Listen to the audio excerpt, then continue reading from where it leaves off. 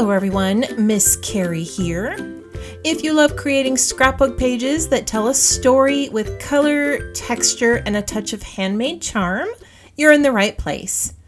Today I'm going to show you how to choose a color scheme, how to add beautiful stitched borders to your layout, and how to create dimensional florals that pop off the page. I'm working with the March main kit from Hip Kit Club. This includes 12 sheets of double-sided pattern paper filled with gorgeous floral prints, textures, and spring hues. Hip Kit now offers most of these items individually, so you can choose just the pack of paper, just the embellishments, or if you prefer, you can buy the entire bundle with the matching cardstock. If you need ideas for using these items, your kit also comes with a guide. Here's what I'm going to be using today. Along with the pattern paper, I'm going to be using the stitchable cardstock florals, tags, phrases, and ephemera from the embellishment kit, foam buttons. Aren't these cute? Puffy shapes and alpha stickers, and a couple of the dies that are new on the Hip Kit site. I'll be showing you how to use those here in a moment. As I create today's project, I'll bring in a few additional supplies. I always encourage you to use what you have in your craft stash, but if you would like a list of the items I'm using, one has been provided for you in the description below. And remember, there is a discount just for you for each of these Hip Kit items. Let's go ahead and get started with the project. Before we start to assemble the page, I want to show you how to cut out the borders using this eyelet border die. This is one of my new favorite tools in the March Hip Kit collection.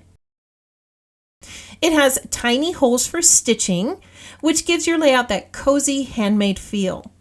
Of course, I love anything that involves stitching, but they often have very intricate pieces that can be difficult to cut. I'm going to share a quick tip with you. Before running your intricate dies through the machine with cardstock, run your die through the machine with a piece of wax paper. You can also layer wax paper between your die and cardstock. This helps release the paper cleanly and keeps all those tiny cuts from getting stuck. Now, a few of you might be wondering if this creates a residue on the cardstock. In my experience, it doesn't. Let me show you what happens when we run this through with a piece of cardstock. When I remove it, you're going to see how easily this pulls off the cardstock. All of the little pieces are also released quickly and easily. There's very little cleanup with this die cut. I'm going to go ahead and finish cutting out the rest of my borders so that I can show you the stitched flowers that are also available this month. As I said, I love anything that involves stitching, and this month on the Hip Kit site, there are some stitchable floral dies that are absolutely darling.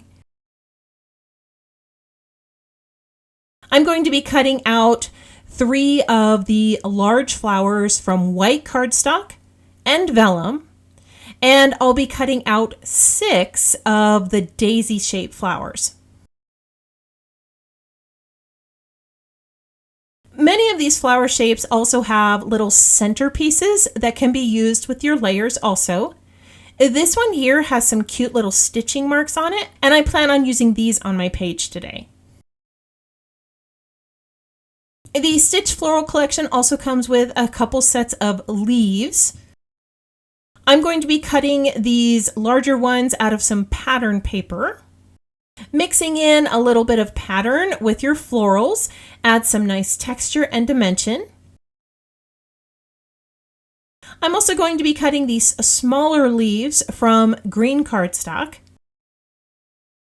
I like how Hip Kit has coordinating cardstock for each of their kits. Basic collections that match your paper packs are always wonderful to have. I'm going to go ahead and finish cutting out the rest of the items, and then I'll show you how I'm going to put my page together. For my background, I'm using a piece of 12 by 12 white cardstock. I'm going to place my borders horizontally on the page.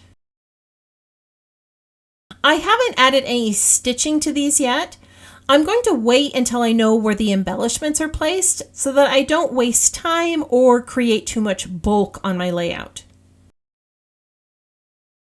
I am adhering these in place with some liquid glue. It's very important that you use liquid adhesive when you add stitching to a project. If you use a tape runner or double-sided tape, your embroidery needle will get gummed up when you start to add your stitching.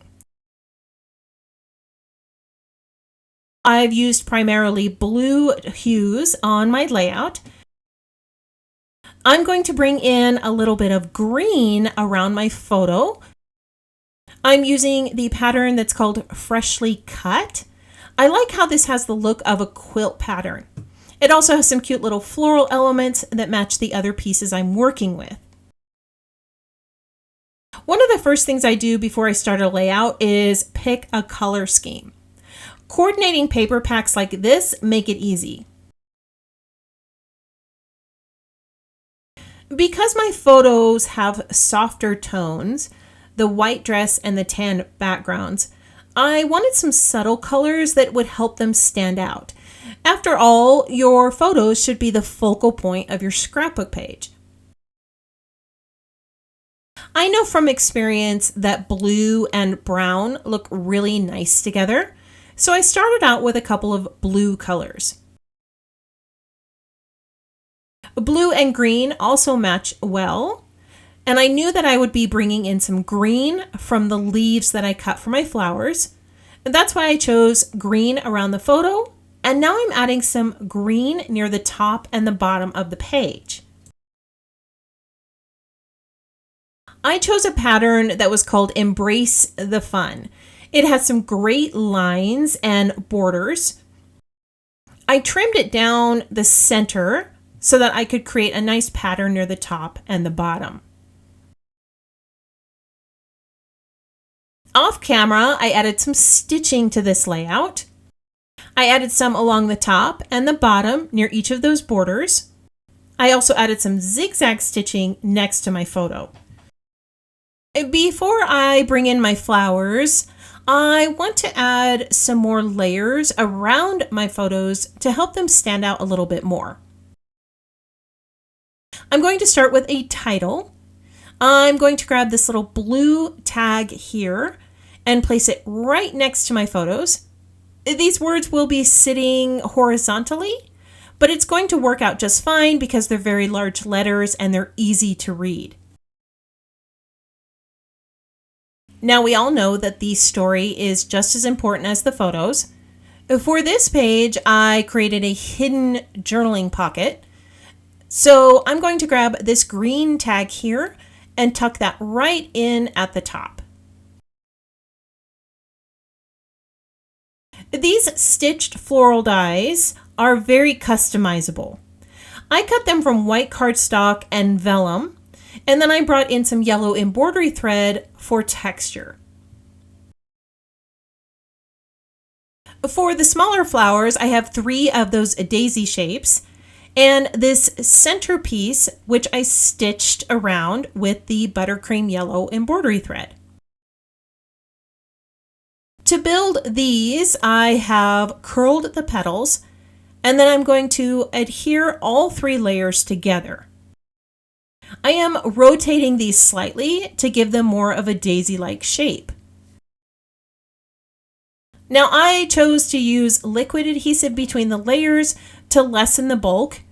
If you want some nice fluffy flowers, you can add some foam tape in between each of these layers.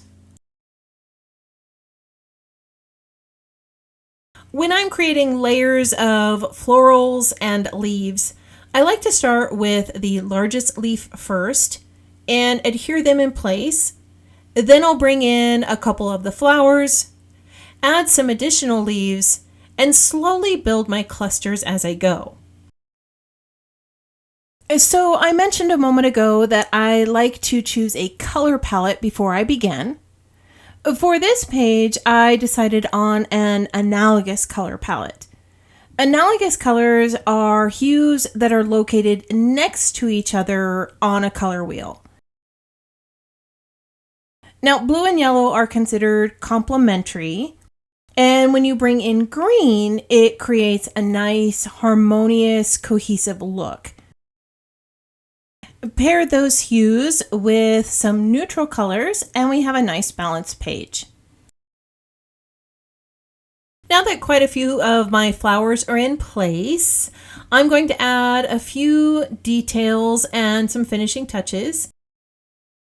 This is where I can help to tell the story of my daughter's bridal shower, how beautiful she looked, any of the decorations, or the moments we shared together. I love using tags, tabs, and phrases from the kit. HipKit has really stepped up with these new embellishments. And in this collection, I found a few buttercream yellow phrases that tied in perfectly. Right now, I'm trying to decide what to use for the center of the large flowers. I tried to bring in some of the chipboard buttons. A few of them match my color palette, but there wasn't enough to add to each one of those flowers. As I was digging through the March kit, I looked at the set of puffy letter stickers. In the center of the O is a little dot, and I think this is going to make the perfect center for the flower. And now I know this is kind of random, but sometimes when you dig through your hip kit, you find the most unexpected thing works for your project. All right, now before I add my stitching, I'm going to add a few more items to that journaling tag. I'm placing two little flags in blue and green here at the top. I'm also adding a little puffy phrase that says, "Oh, what a day." I didn't add stitching to the borders right away because I knew that there were going to be lots of embellishments on this page, and I didn't want to put in a bunch of work that was unnecessary. I also didn't want to add more bulk to this layout than was needed. Stitching after the fact can be a little more difficult because you're working around other items, but on this page it works out well because most of the stitching is going to be on the right side of the page. I'm going to be creating a simple cross-stitch pattern. With cross-stitching, you get a more even stitch if you do your first diagonal stitch in a row, and then you come back and do the second diagonal stitch, forming those little X's. For this embroidery stitch, I used 3 strands of embroidery thread. I also used embroidery wax.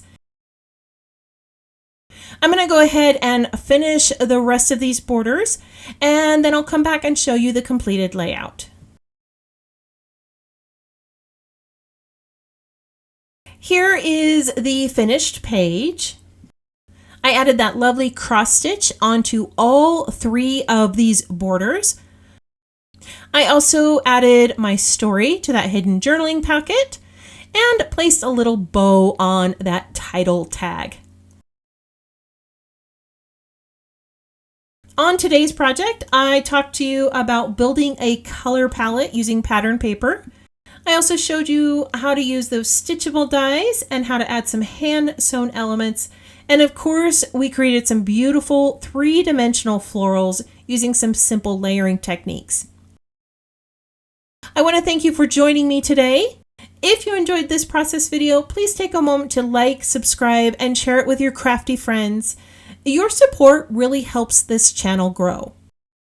If you have any questions about this project or the supplies listed below, feel free to leave me a comment.